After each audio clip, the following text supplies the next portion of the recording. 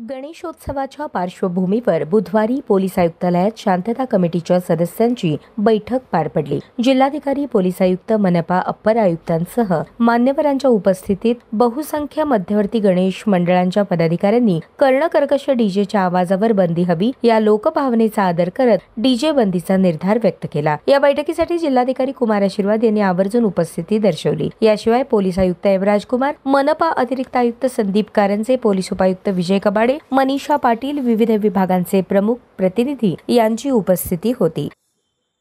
कुठल्याही ठिकाणी जाऊन शक्ती प्रदर्शन करून काही फायदा होणार नाहीये, उलट शहराला गालबोटच लागणार आहे आणि वैयक्तिक तुमच्यावर गुन्हे दाखल होणार आहे।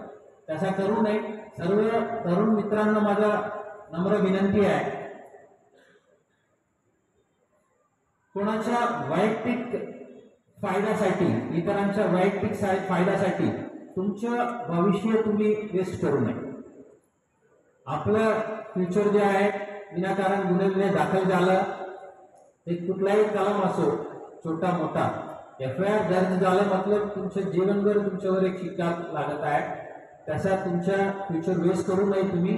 आता तुम्ही काही अब्रॉड जायची, फॉरेन जायची, नोकरीला जायची, सरकारी नोकरी लागायची, कुठल्याही इश्यूत तुम्हाला ते फायदा होणार नाही, उलट ते रास्ता तुम्हाला पूर्णपणे बंद होत आहे।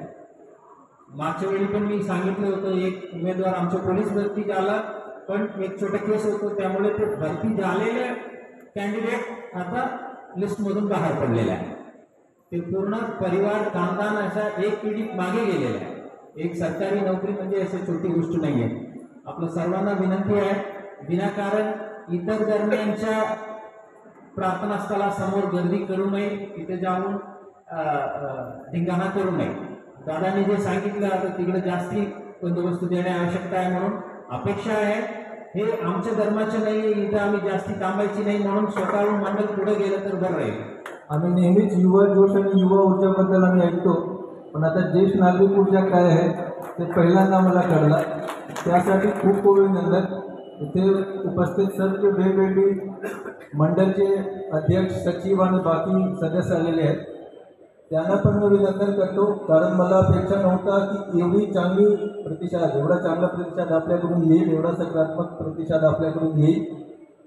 आता या विषयावर मी जास्त बोलणार नाही, मी फक्त एक उदाहरण देतो। आता सर्वांना कल्पना असेल की 6 जुलैला आषाढीची वारी झाली होती पंढरपूरमध्ये, आणि त्या ठिकाणी मी आणि SP साहेब आम्ही निर्णय घेतला की VIP दर्शन बंद करायचे, आणि तो बंद केलाच नाही। पण हा जो विषय आहे त्यामध्ये 2 भाग आहेत, एक जे नागरिक आहेत, विशेषतः जे ज्येष्ठ नागरिक आहेत त्यांच्या आरोग्याचा विषय आहे, आणि बाकी धार्मिक भावना पण आहेत। दोघे घटकला ऐकण्यासाठी ही बैठक आम्ही आयोजित केलेली होती, आणि त्यांचे आपले मत पण आमच्याकडे आलेले आहेत।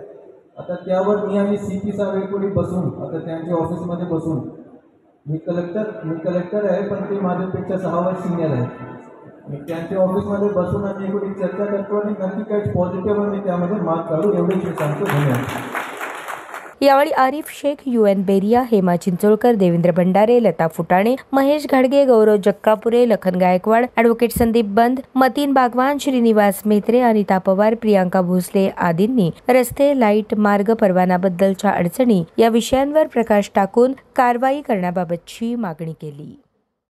डीजे बनवणे बंद झालं पाहिजे, आणि जी काही पैठणवाड्यांची जयंती साजरी होते त्याची तारीख बदलणे, या 2 गोष्टीच्या सारांशावर बोलत असताना सगळ्यांचंच मत असं येते की डीजे मुक्त झाली पाहिजे, पण सगळ्यात मोठ्या अडचणीचा विषय आहे प्रशासकीय अधिकारी आणि आम्हा पुढाऱ्यांचा।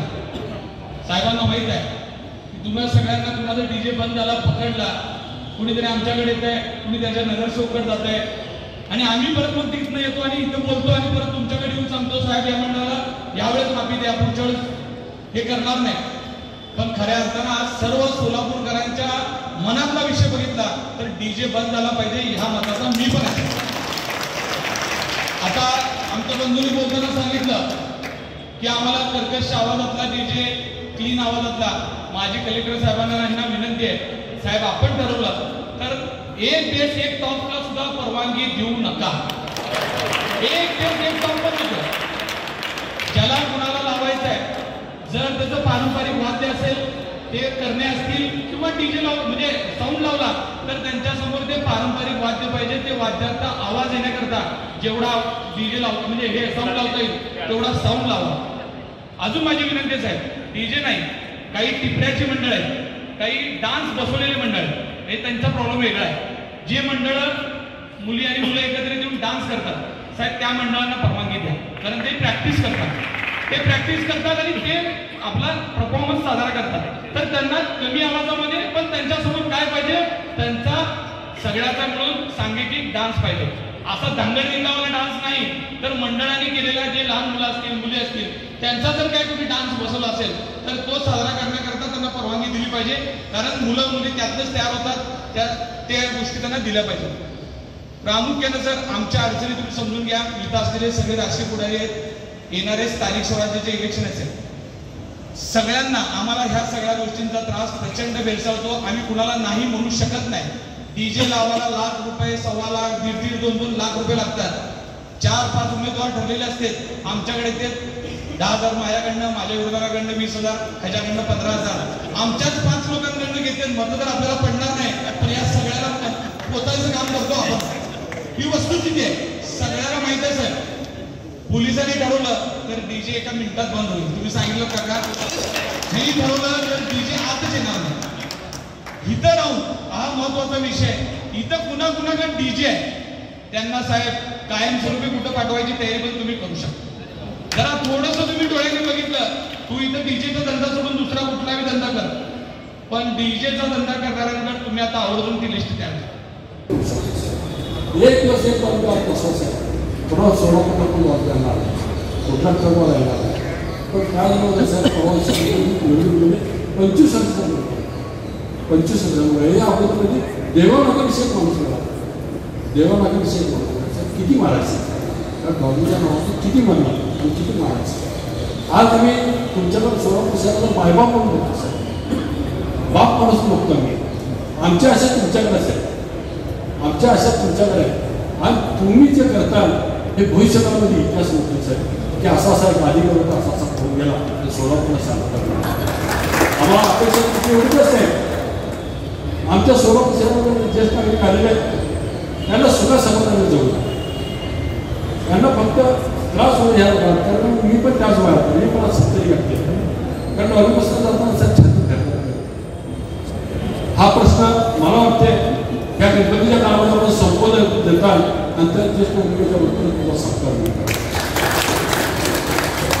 आणि परवाना देण्याचं काम सुरू असेल, गणपती घाटावर सगळी व्यवस्था सुरू झालेली आहे.